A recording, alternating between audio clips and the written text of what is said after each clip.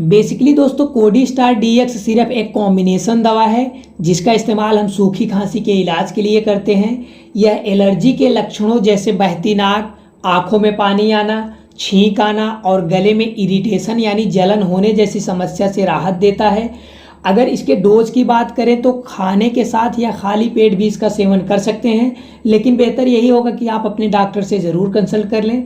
दोस्तों अगर इसके कंपोजिशन की बात करें तो इसमें क्लोरफेनिरामाइन, मैलिएट और डेक्स्ट्रोमेथार्पन हाइड्रोब्रोमाइड जैसे मुख्य कंपोनेंट्स पड़े होते हैं जो कि सूखी खांसी के लिए बहुत ही लाभकारी साबित होते हैं। पूरी वीडियो देखने के लिए आप डिस्क्रिप्शन को चेक कर सकते हैं। धन्यवाद।